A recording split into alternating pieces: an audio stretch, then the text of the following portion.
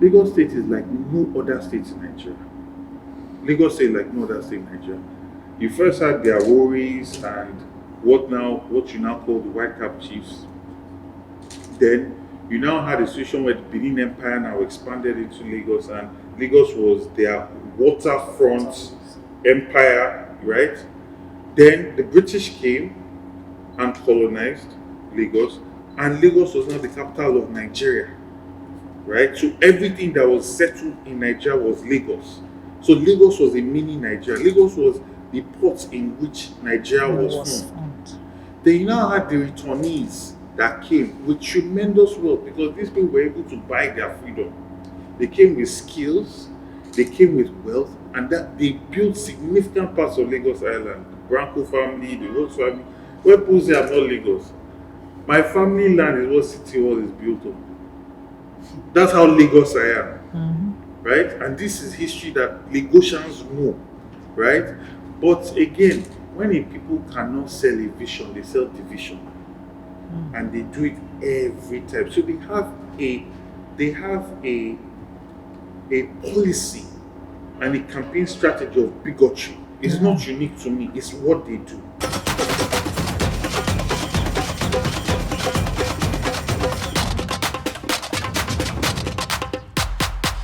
On this edition of the Gold Maker, we had an exclusive interview with Lagos State gubernatorial candidate of Labour Party during the 2023 general elections, Mr. Gbadebo Patrick Rhodes-Vivour, also known as GRV, born on the 8th of March 1983 in Lagos Island.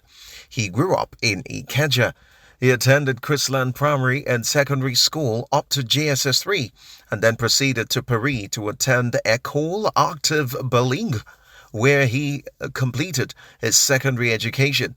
He has a bachelor's degree in architecture from the University of Nottingham and a master's degree in the same field from the Massachusetts Institute of Technology, MIT. He partook in the National Youth Service in 2008 after his master's and completed in 2009.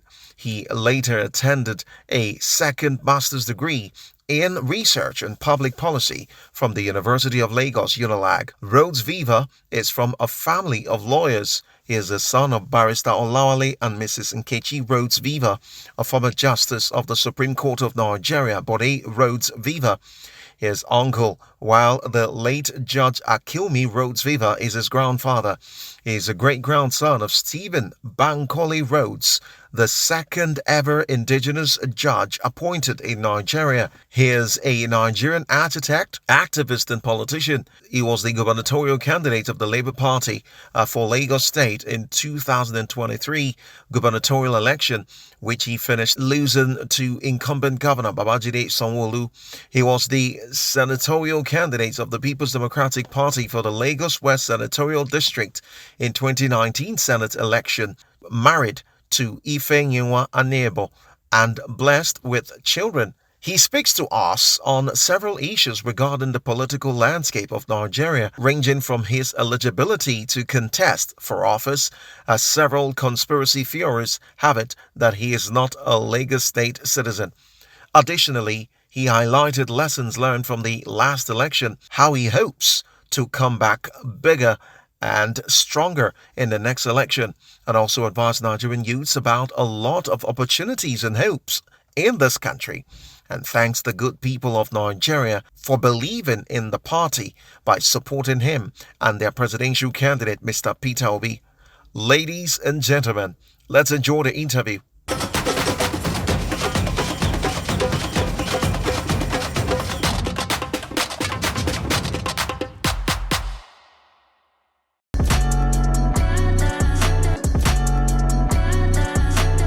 Gbadebo Rhodes-Vivour is a Lagosian, an architect by profession, a politician by passion, and with several interests. Interest in commodity trading, exports, interest in construction and architecture, and interest in technology. So I have a tech company also that's doing innovative things, trying to solve African problems using homegrown solutions. Aside from that, I'm someone that cares very deeply about the history of Lagos, the idea of restoring Lagos back to its lost glory. Unfortunately, there's so many young people that don't realize what Lagos used to be. And also, I'm someone that believes in humanity. I think you can define me as a humanist. I am always very moved when people are suffering and when people are not getting the benefit of government. And that's how this journey even started, because when I saw the policies that the government was making with the introduction of genetic modified foods into Nigeria, I felt that something had to be done, because on the long run it's not in our interest. And that's how I got involved in public activism, started understanding politics, then I ran for local government chairman, after which I ran for senate, and then most recently I ran for governor. That experience has allowed me to visit and meet with along the entire length and breadth of Lagos at the grassroots level, meeting people, understanding their needs, understanding their pain points, understanding things that actually genuinely matter to them, and progressing from local government to 10 local governments, that's Senate to governorship, is one that has given me a very deep understanding of Lagos and, what it would take to make Lagos work. Aside from that, I'm a father of two beautiful sons, and I'm also of mixed parentage. So my father is from Lagos Island, my mother is from Azumini, Abia State, which I feel gives me best of both worlds as a southern Nigerian, but also allows me to see the commonality of what joins us together and appreciate the strength of the both peoples.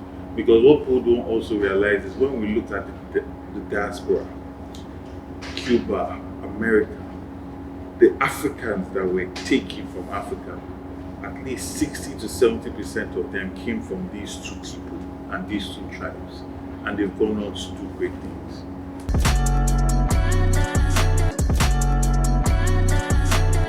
The honest truth is that I was going into the primaries.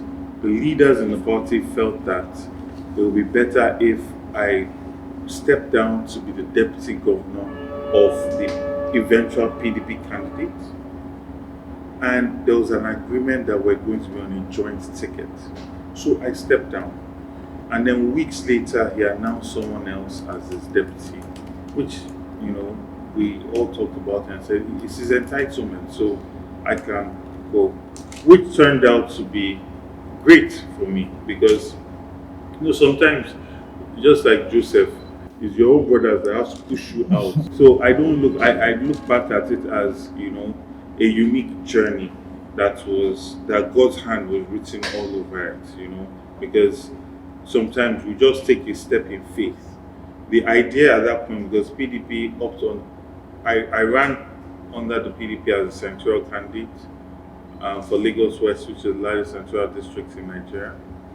And those were the structures I knew, that was the politics I was familiar with. But, sometimes you must also embrace change and have the strength and courage to take that step of faith and, embrace something new. And it paid off for us.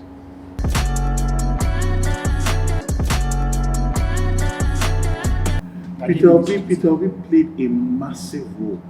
It was a situation where you had somebody that was speaking directly to Nigerian people, and he set the path, right? And there were a lot of other politicians that keyed into that path, right? If there are people that were sending me videos of when I was contesting in 2019, saying very similar things to what Peter Obi was saying in 2020, because those are values that we share. Same vision. Right? It's the same, very similar vision. So it keyed in beautifully, right? It was a situation where after that first presidential election, people looked to Lagos and said, this guy is of the same spirit, of the same fabric, of the same cloth as His Excellency Peter Obi, and that's why you saw that energy carry on. But there are a lot of other states that you see that they felt, okay, maybe this is not really keen in or something like that, and you didn't really see it catch fire like that. And there are some other states that it did, right? Obviously, all politics is local, and every state has its own peculiarities. But Peter Obi is the most um, is the most prolific politician in the last decade in terms of what he achieved in 2023. I don't think there's any Nigerian politician that has achieved what he achieved in the last 20 years. Easily. I've been in politics at least, I'm young, I'm going to be 41 soon, but I've been in politics for some time and I've studied the history of it. I mean, it was the politicians that were moving with His Excellency Peter Obi moved at likes of OBAFEMI AWOLOW that was going and selling his ideas to people and was very motivated by ideas. Look at all the books that Chief OBAFEMI AWOLOW wrote. His ideas, and you see how so many people in the Southwest benefited from it. He was an ideas man, right? And he sold that vision. And people, he was not paying people to vote for him. Even then, at the time, Nigerians were not vote paying. Our elections were not monetized. Monetization of our politics started when we started to have leaders that were stealing a lot of money and were just using that money to buy their way back into office.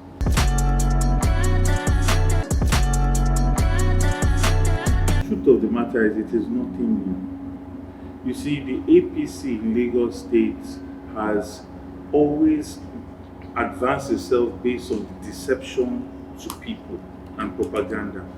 You know, typically in a state that has been in control of the resources and the state for so long, you would expect that they will come and campaign based on what they've done.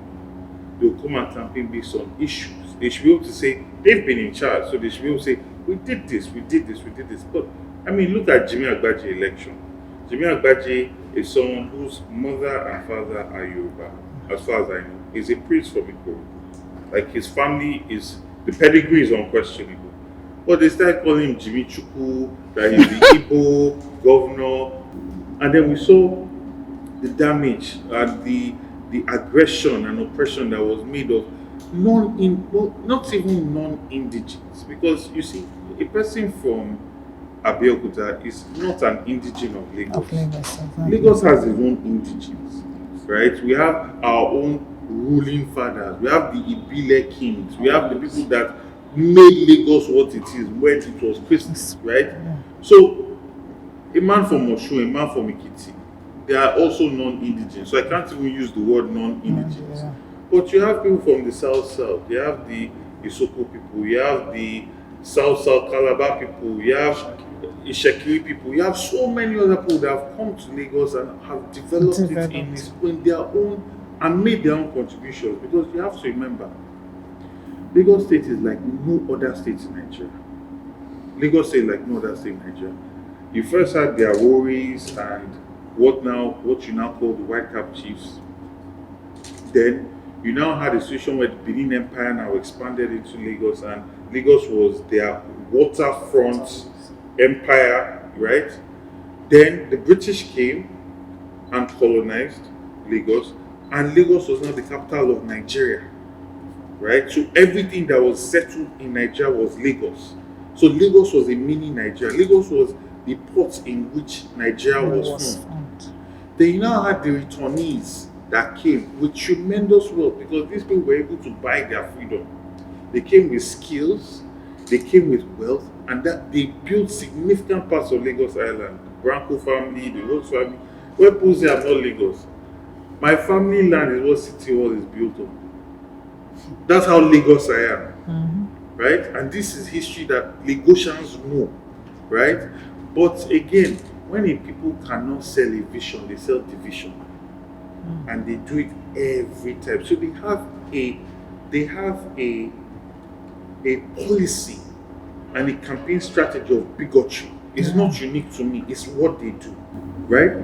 So for me, I think that the biggest thing that I've learned from all of that is that it's very important to reach the grassroots and talk to them, engage them, because the more people know you, the less it is for a lie to stick. Exactly. When people lie about you, and also the idea also that a lot of people don't know the history of Lagos, because, and you can't blame them, because Lagos has become a mini Nigeria.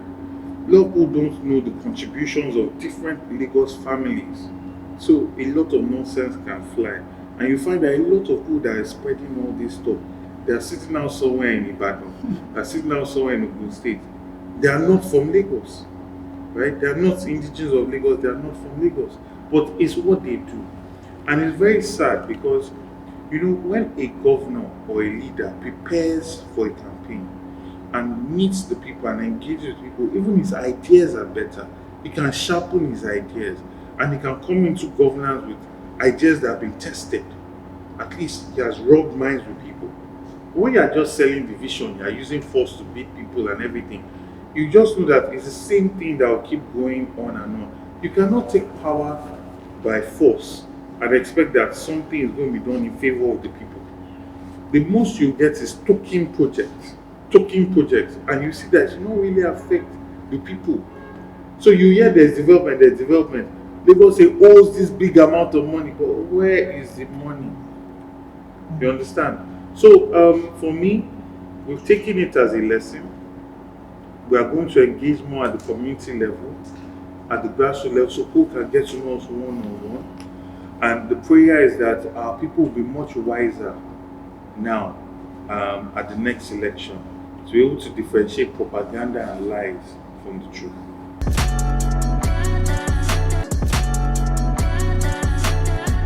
The fact that because you believe in ideals and truth does not mean that your opponent is going to operate at that standard.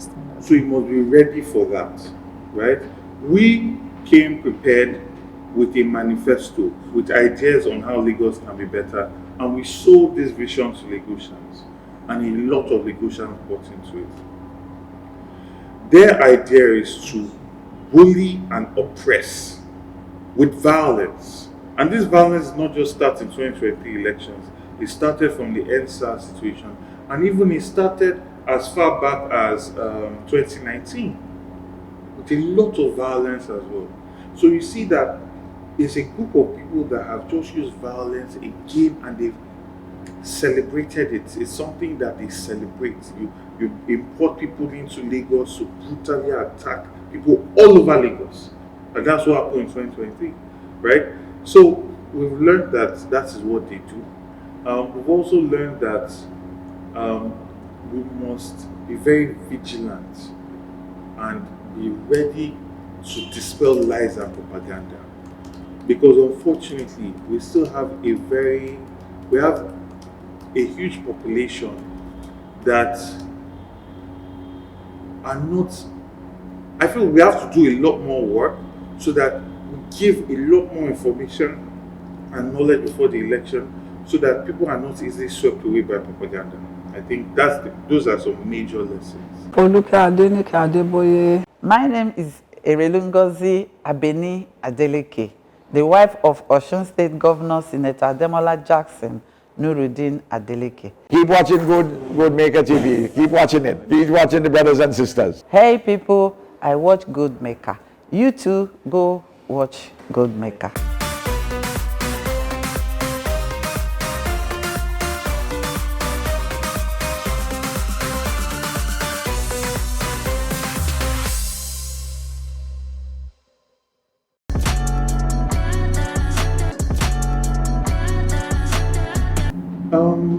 Yes, I believe as far as good as it can be. I mean, we see ourselves. I think last week I was with Hakeem Dixon, Honorable Hakeem Dixon, at an event. He was one of the candidates. Mr. Funsho Duarte and I, we communicated every now and then. Wale Oluwo of the Good Party, we've seen ourselves. So yeah, it's positive.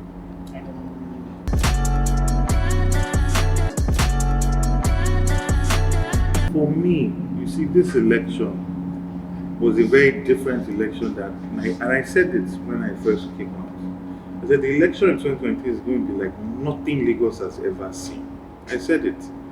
And it was amazing to watch it come to pass. It was amazing to see so many Lagosians come out to vote, not because somebody was giving them money, but they bought into a vision, they bought into an ideal, they bought into a dream, they hoped again, and they came out. Now that has given me a new amount of hope. And I want to, so for me now, what we're doing is we're looking at all the problems we saw around. We have our healthcare insurance initiative that we've been doing since before joint campaign and up till now, where we give people health insurance cards. So if you are sick, you register the card and you can go to the pharmacy, you can call a doctor, speak to a doctor, you can go to the pharmacy and get medicine. We're doing that, and we're going to continue doing that for the foreseeable future. We're also looking at specific communities that I feel have been left behind. There are voices you cannot even hear. Revive communities that have never had light in the last 30 years, right? Communities that have sewage disposal problems, water problems, and we are looking at them to say, okay, how can we help in our little capacity? Because we came out, not is our love, as our empathy. Love does not end because you did not win an election, right? Whatever you can do, whatever you can give, you give. You might not be able to solve the problems as you solve it if you're a governor, but the one you can do it. So that's what we're doing now. And I'm very excited about some of the outreaches that we're doing. Lagos Mainland is on our agenda now. We're looking at that, and we're going to really go deep with the work that we're doing. So for me, for the foreseeable future, I'm in Lagos. By God's grace, if it's very, very likely I'm going to run again. We're going to consult widely, interact with a lot of people at community level, let people get to know us, our vision, our movement, what we want to achieve for the people of Lagos. And then we'll see what 2027, 2026, 2027 most likely. Labour Party is a fantastic platform. We did so much in Lagos State. We're still very active. There's so many things that we're doing right now, and we're building the movement.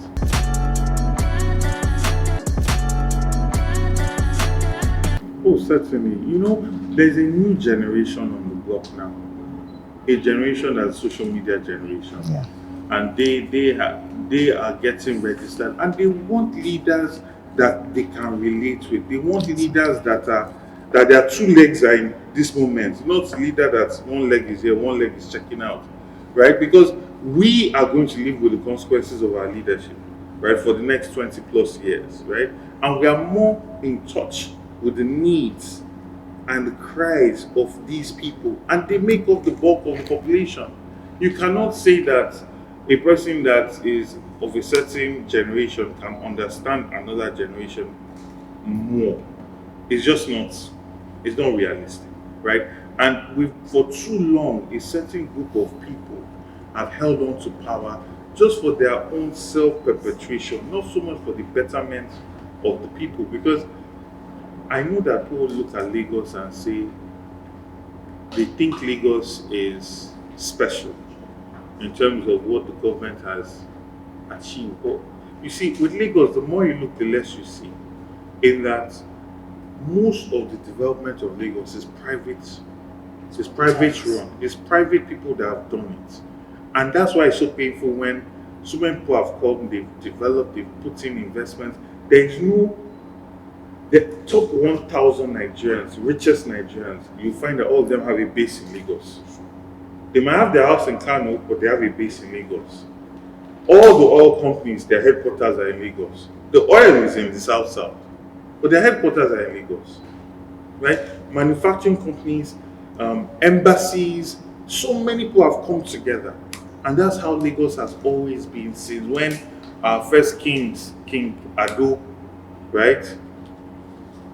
Since when that whole group of people have been here, it's been a place that welcomes everybody. That's why Lagos is what it is. That's why no matter what, you cannot compare Ikiti to Lagos, you cannot compare Osun to Lagos, Ogun, you cannot compare it to Lagos, because everybody has seen Lagos as this place that welcomes you. So you feel safe to put your investments in Lagos. That's what creates the jobs. That's what creates the economy, right? So for me, we need to preserve this, and we also now need to take these revenues that we have and make sure that we are applying it in the most efficient way. Not a situation where you are saying that you are spending 1 point something billion on the blue line, but the Chinese construction company that's talking about is saying that they got paid 100 million. You say you are going to do 26.5 kilometers, and we are only getting, I think at last check, 13 or 16 kilometers over 13 years. Now we are clapping for a red line, but you are only putting coaches on track that's been laid by the federal government, and you are trying to take the glory as though you laid the track. Yes, you work with federal government, is good. Yes, you build some train stations, is good. But you bought us an 11-year-old train carriage. At what price? What is the real price that they charge versus what you put on the books? I was talking about how the governor, from their own procurement document, he showed that he took 200 million naira to pay his own personal legal bills. In any normal country in the world, that is enough for a governor to be impeached or for him to retire. But it just keeps going on. I tell you, you see, first of all, the people don't realize the indigenes of Lagos have been so left behind. They are suffering so much. Go to Lagos Island and see the suffering there of all the young men, people that are looking for jobs. And there is so much wealth that has been concentrated with this one man that has held Lagos, Alpha, Beta, all these things for so long. These revenues are just gathering amongst themselves. They use the money to build their empire to the whole country. Meanwhile, the people of Lagos are suffering. And they give us token projects. You get a ramp that's connecting Uzumba to Falomo at 10 times the price that is done anywhere else. So you clap because you got one bridge, but you could have had 5 or 6. And that's why from day one, I always said, my governance is going to focus on transparency and accountability. So Lagosians will know that this 10 naira, right, is getting them the best deal for that 10 naira. And bear in mind, a lot of funds that come there in Lagos come from people paying taxes. You know, a lot of states, they don't really have the ability to generate money, so they just share the money from oil sales. But Lagos wealth comes from the people, the enterprises, the businesses. And so there is a duty of care, there is a social contract that you must be reporting. You are managing their resources, you are a caretaker, you are not a king, you are not a lord. And you see what happened in 2020, the governor could not be bothered to come to any debate. Could not be bothered to come to even just say, this is how I've managed the state for so long. Until we now saw what they did with the first election, and what they do, they got the traditional elites to come and be doing Oro during the day, which is not done. I mean, I respect Oro rights and the Oro cult and the Oro traditions, but nobody does Oro during the day. Right? They have thugs that were all over the place. They imported thugs from other parts of the southwest, and there were just so many people. I met a man, even go on my Twitter, posters highlighted the man's whole leg were broken because he said he wants to vote. You know, so it's sad, but you know, we are here and Lagos can be better. And Lagos was excellent. I tell you, as far back as 1910, there was a riot because they increased the water rates. What does that tell you? It means that everybody, Yaba, Butemeta, Lagos Island, you open your tap, you get water. Yes. So when they increased the rate, they were angry and they protested. How many people can open their tap and get water from Lagos? Not at all. Meanwhile, they collected a lot of loans from the World Bank to supply water. Right? So these are the realities, and we must see past this idea of comparing Lagos to other states and think Lagos is doing well. No, Lagos is a glorified slum. It's one of the worst cities to live in, according to the economist rankings. And at a point, it was much higher back then. In the 30s, in the 40s, even late 1800s, where they've been rankings, it was much higher.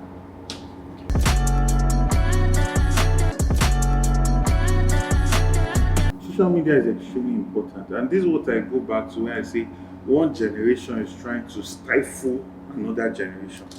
You see, there are people that have benefited from Nigeria when Nigeria was good. right? People, because my grandfather told my father that Nigeria was better in his time. My father told me Nigeria is better in his time. I can now tell my child that Nigeria was better at the time, right? But there were people that were able to get free education. When they came out, there was work, they could get loans to buy a car.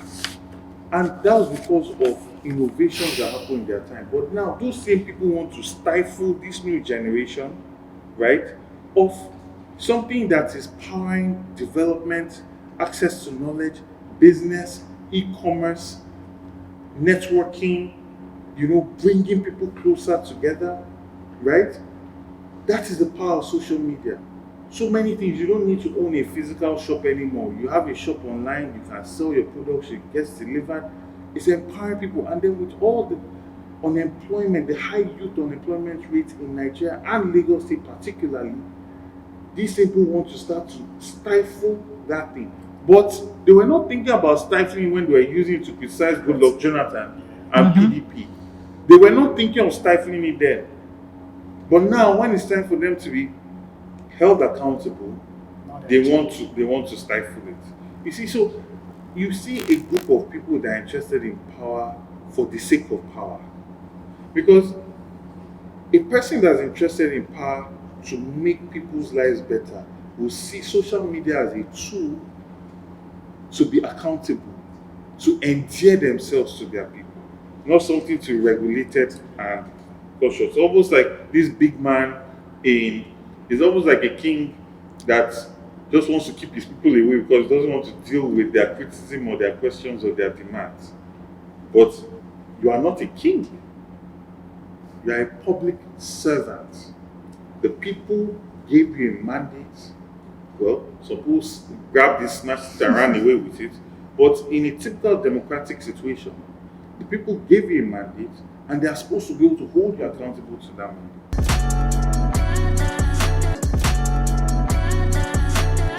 Labour Party, the great thing that Labour Party did was that it created a platform.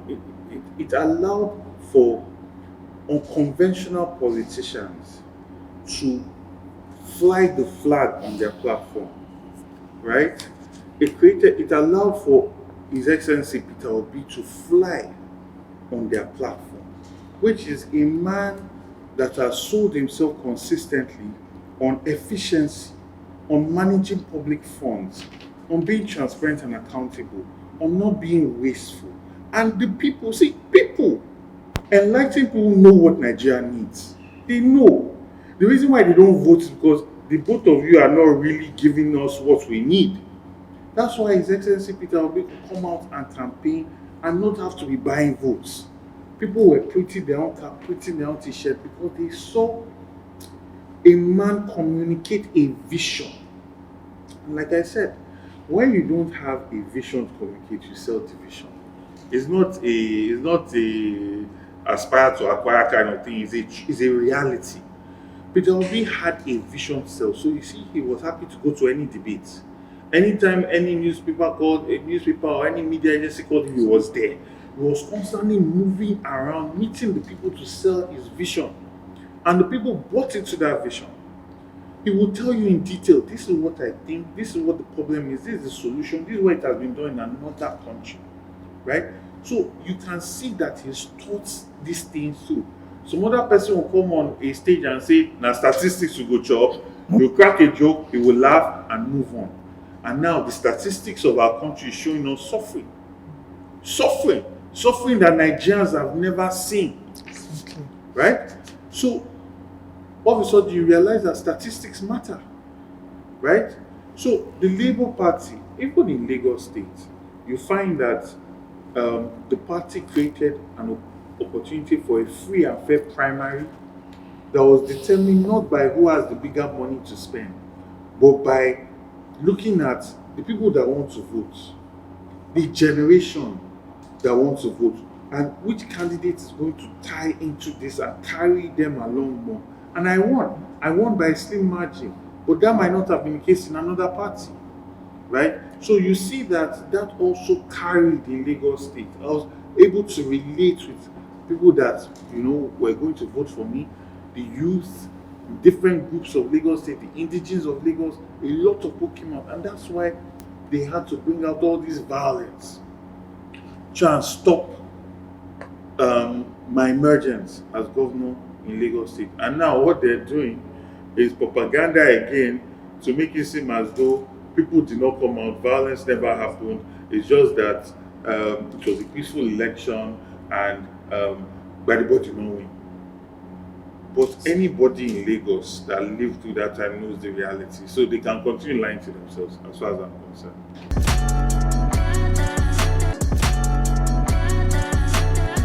I feel to make a huge difference. First, I want to correct a notion that Nigerians are always complaining. See what the problem is? You see, democracy is supposed to be a feedback loop and a system that allows you to correct a malfunction in the system itself. So if I vote you and you come and you mess up, I can acknowledge that I made a mistake. So guess what? In 3 years' time, I will vote you out. And we'll continue doing that until we get people and a quality of politician that will do what the people need and do it well. Right? Now, unfortunately, most of our elections are rigged in Nigeria, in Lagos State. People, you are hearing all sorts of talk about officers being compromised. I have INEC result sheets where you see 25 APC, 61 LP. Then you now see that they've tipexed something, take the 61 to 21, the 25 to 125. I have this evidence.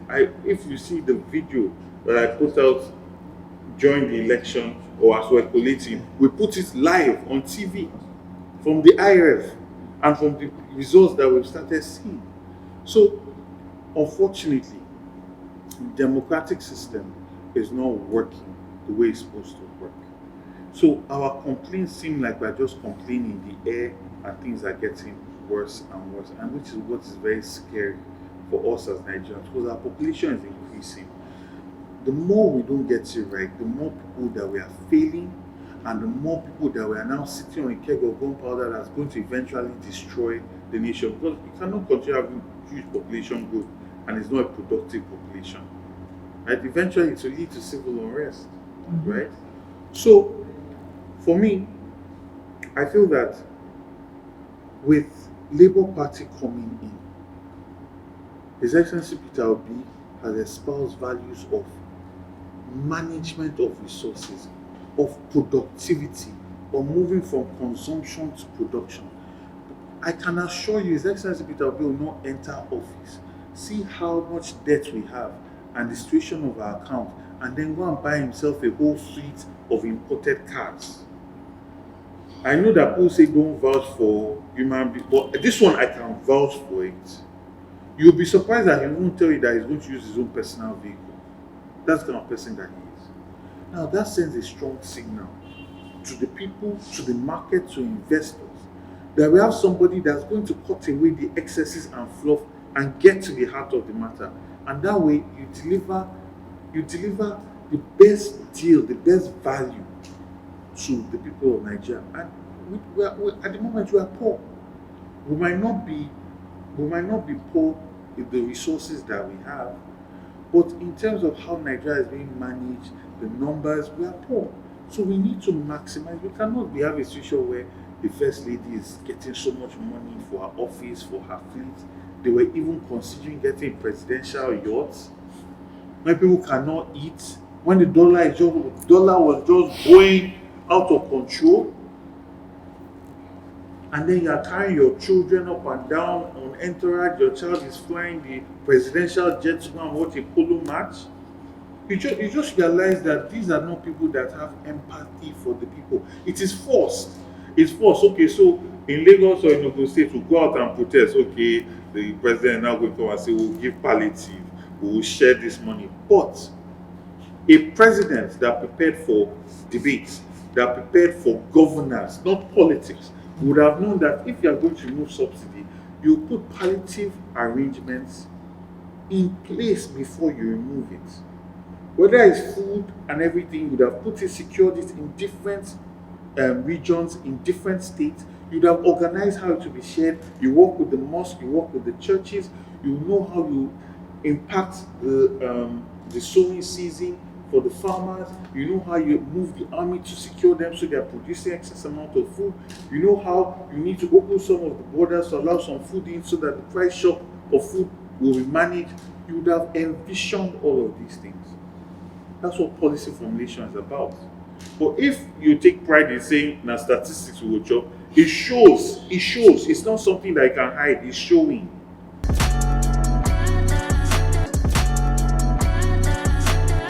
I will answer that question for my antecedents. I started in Coa Party in Lagos State. I left Coa Party and joined the PDP in Lagos State. When things happened, as I've already answered, I joined Labour Party. All this is anti-APC because I do not believe in the thinking, in the philosophy, in the ideal of the people in that party.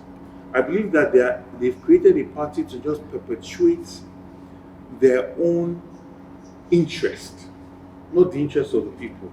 And if I cannot be in a party or with a group of people that are focused first on the interests of the people, then politics for me is a waste of time.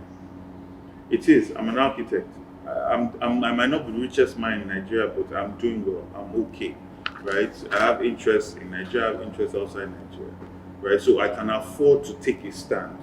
I don't need to coattail and go and bend. I'm not looking for work, right? Let's just be. I'm not looking for work. So, for me, I feel that, you see, the reason why Labour Party moved the way it did is because the people actually, it's time for leadership that puts the people first. We can no longer be making excuses for our political elite. It's time for them to know that they're servants, they're not our rulers, they're not our bosses. We are their bosses, right? So that's why I cannot work in an APC-led government. I mean, I just gave you an example of people. You see people suffering. People are shouting, "Ibin power, Ibin power," and you are going to go and buy luxury cars. I promise you, there is no car that our president bought that he does not already have. So why? And those monies is now produced capital flight that leaves the country because they are imported goods. Imagine a Nigeria where the president is inaugurated and he's using, I mean, we have innocent vehicles, we have Nord motors. He's using one of those cars, like the way the British are using the Jaguar, America is using the Cadillac, Japanese is using their own. Imagine that. Imagine the signal you'll be sending to people to come and to manufacture. Do you know how many Nigerians have money, but they are too scared to invest in the country because even the political elite don't believe in the country? Exactly. Right? So that's the new Nigeria that that's what we want to create. And I'm not going to sell myself out because I'm okay. I'm okay. And I thank God for that. My name is Erelungozi Abeni Adeleke, the wife of Osun State Governor Senator Ademola Jackson Nuruddin Adeleke. Keep watching GOLDMAKER TV. Keep watching it. Keep watching the brothers and sisters. Hey people, I watch GOLDMAKER. You too, go watch GOLDMAKER.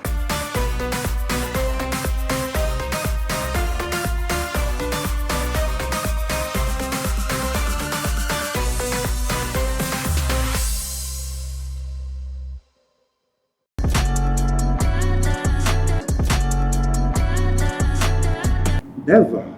It was an experience, and more than anything, when I contested for local government chairman and I contested for Senate, I saw a side of Nigeria that was about its politics, share money, what do you have for us? This election showed me another side of Nigeria that gave me hope. Because in politics, you are putting yourself on the line. You are moving around at night, doing door to door. Anything can happen to you. If you are doing it with hope that your country can genuinely be better, it makes it worth it. Yeah. So I'm very glad, I'm very grateful to God for that experience. I'm very grateful to all people that were praying for me. I'm grateful to people that were contributing financially, contributing materially, giving their time. You know, some who were printing caps, who were donating as little as 100 naira to the campaign account, right? People got involved, right? And I believe that we'll work so hard and we'll continue working to make sure that these are the aspiration for Lagos and Nigeria will come to pass.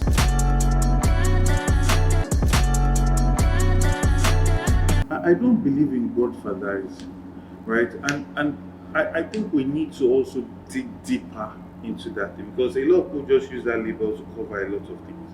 Now, if a leader in a party is telling me that I have to give him 50% or 30% of the revenue of the state because he is my leader, I stand against that completely, because the money is for the development of the state. The people must come first.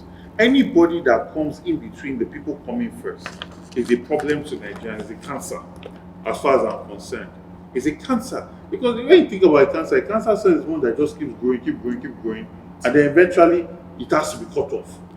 If not, it will kill the whole. Not just the cell, the whole organism. A cancer is like a greedy cell that just keeps growing. And for you to survive, you must cut that cancer off. Now, there are mentors and leaders in political parties that you must sell yourself to, and they will stand up and they will back you, because they've either been in the party, they've had appointments, they've built a following. So you want them to be able to get that following to support you. Now, the ideal is to find mentors that also have the same value system as yourself, that genuinely want the same change that you want. That way you will not clash, right?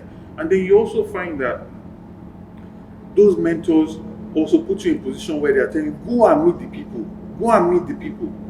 But then you see other mentors that just take 30, 20%. They are having the governor following like a walking stick up and down when he's campaigning, instead of him to go and debate, instead of him to go and campaign, instead of him to go and meet the people. We then create a situation where after you won, you now see the governor in a hairdresser salon doing hair, you see you see in Computer Village doing food, right? Why? All these cosmetic things that don't address any of the real problems, right? So I feel that there's a parasitic type of godfather that we need to move away from, and then there are leaders and mentors. I've contested before as governor. I have structures across the state. I have people that believe in me. I have people that follow me. If tomorrow you want to contest for local government chairman or state assembly house or rep, and if you know that I have influence, you come and meet me. Please, I want to contest. This is my vision. This is my idea. I will ask you what's your vision, and I will point you. I'll tell you my vision. If we agree, and I feel that you're the right person for the job, I'll support you. But if you come to me and I'm saying, okay, when you enter, you get this allocation, I want 30% of it. And then you say both of them are godfathers. So there's the cancer godfather, there's the godfather mentor.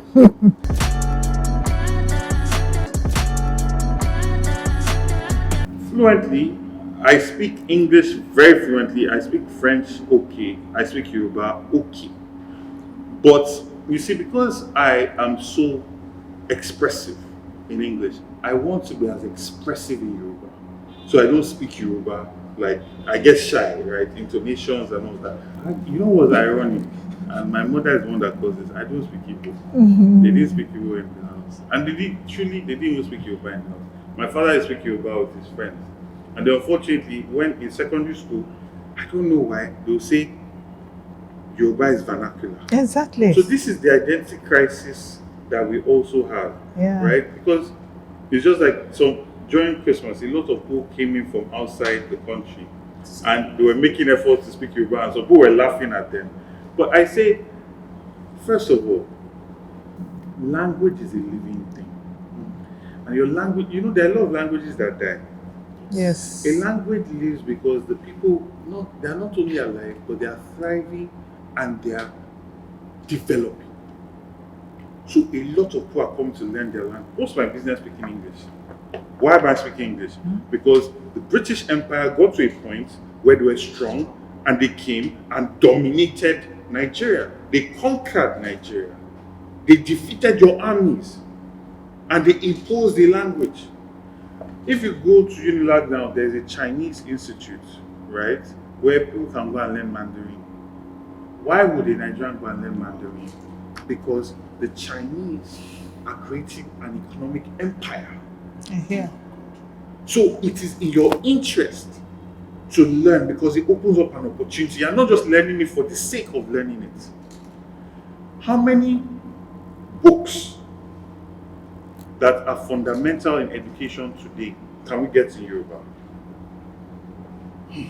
And the people that are talking about language, what effort are they putting to create this language to be a living language? And that's what we are doing with my technology company, ironically, Yeah. which is going to be announced very soon, Okay. right?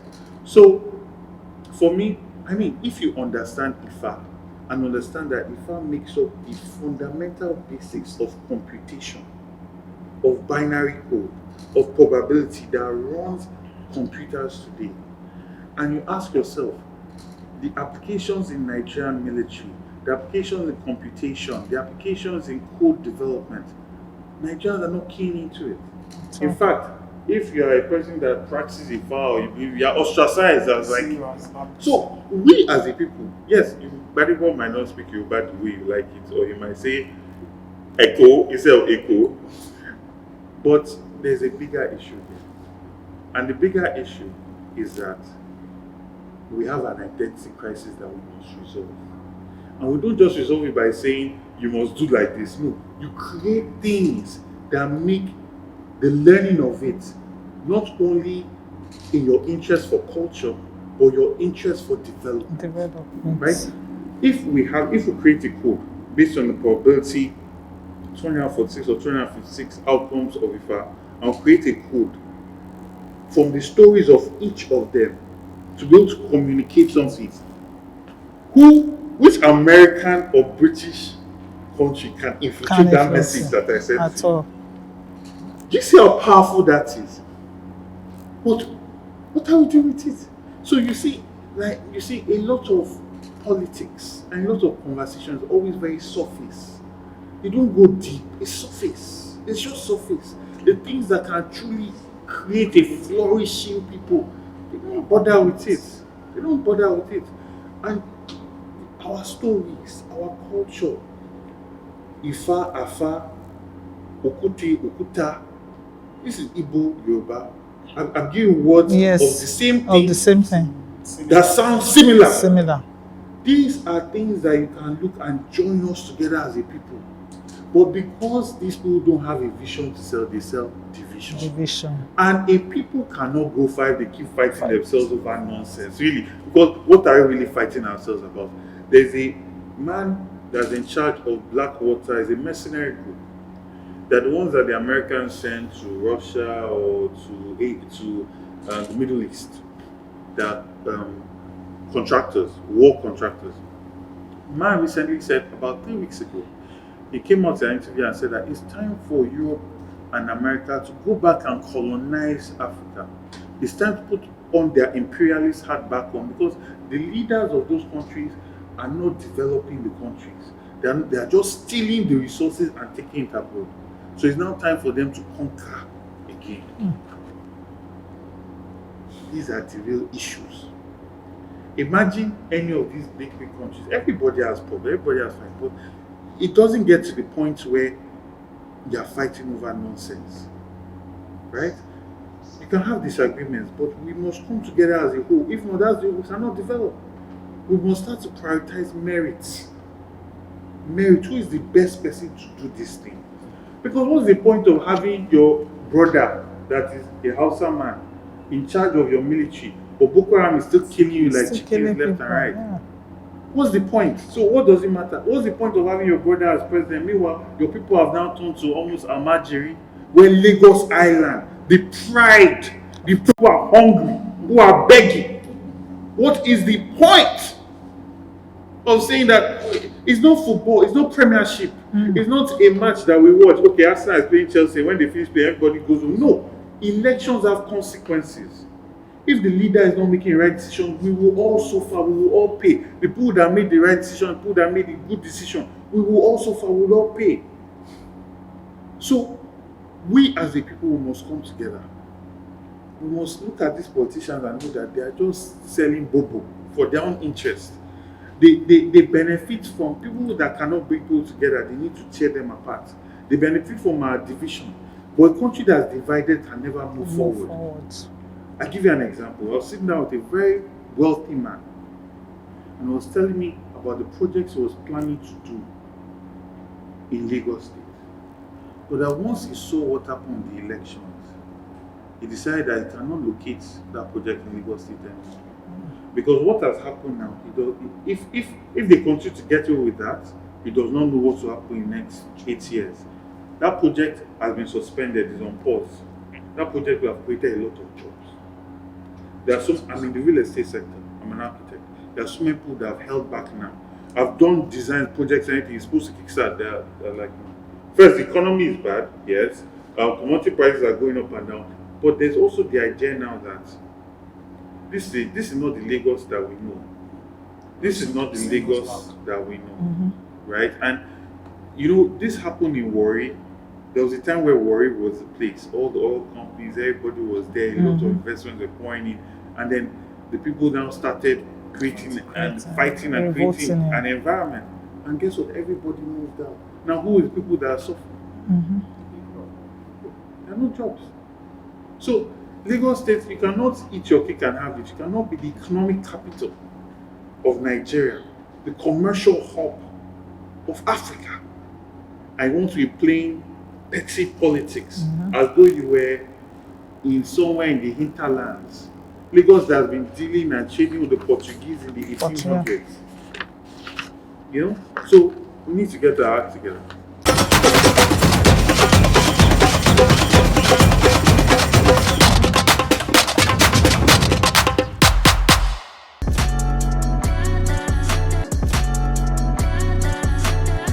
The first thing will be to open all our accounts, to understand our income and where the money is going, right? So we can have, and because I tell you, from the little information that we've gotten, and we compare to World Bank benchmarks, we compare to how much kilometer per road is, kilometer per bridge is, we are operating times 3. So first of all, if we can operate 1 for 1, so our 1 naira is giving us 1 naira quality. We are not paying 3 naira to get 1 naira quality. Would increase our impact by 3 times already, right? So that's the first thing. So we need that financial transparency and openness and that foundation. Then secondly, we must create human capacity, invest in our people. See, as an architect, it's sad, but it's a reality. If you want to do quality tiling, it's people from Cotonou that will come and do it for you. Cotonou, Togo. You want to do POP? Cotonou, Togo. Sometimes you hear them speaking Yoruba, but you find that they are from Cotonou. You pay them, they will change your money, change naira, and go back home. Right? That is also contributing to our forex, our foreign exchange, our problems. Right? I'm not saying that they are bad people, right? They have the skill, and if you want to finish a house properly, you will get them, right? And also our people, a lot of young people don't have that idea of productivity, that idea of work, because we've glorified violence, we've glorified people just standing on the corner, just taking money from people that are being productive in society. We've glorified that, we've accepted it, it's now part of society. And you have a whole generation of young people that are growing up not appreciating the need to work and be productive. This has to change. We have to invest in their human capacity. Local government, ward by ward, they're not going to create one big center somewhere. No, there's a community complex in each ward, right?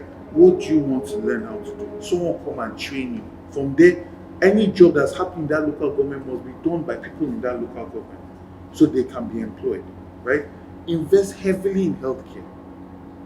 Open up our projects, right? All these blue line, red line. I sat down with a gentleman that told me that about 8 years ago, I approached Lagos State and said to them that they can develop all these 3 institutions at the same time. But they said no, because he was not willing to let go of ownership of his company. Why should Lagos State have to be bringing out the money to be doing these chains or taking loans to do it? There are private individuals that can come in and do this thing. But guess what? As long as you have, as long as you have the situation where, I mean, if you look at Aba now, they're talking about how they can now have 24 hours. Like Lagos State with all these SMEs, all these entrepreneurs, they barely have lights, right? They're barely able to generate light. Now, fortunately, there's a law that can push this through. So I'm hoping that we'll see something in that regard. But even aside from that, back to the main thing is movement, maximizing water transportation, right? Making it the norm, right? Getting private sector partnership to key into our rail system to come and develop it for us. Then not doing a fourth mainland bridge. That's just another third mainland bridge that's going to happen. People are just going to sit down in traffic. I've proposed that we have a belt road that links the Bejuleki axis to the Kodo axis. That way to open up a lot of land, a lot of development will happen there, and the government will generate a lot of money from people doing their title and all of that, right? And a lot more people can now live on that axis, so we decentralize Lagos State. So these are some of the things that we'll be looking to do in the first year, that at least starts in the first year of being here.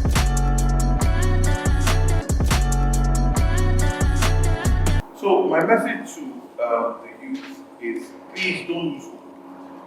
I am so proud of you. I'm so proud of many of you that came out and stood and decided to hope for a better future, decided to cast your votes. I'm so proud of you, and Nigeria is so proud of you. We must not allow our spirit to be broken. We are going, this journey is not one, it's not a sprint, it's a marathon. We have to stay strong. We're still going to come and give this another shot.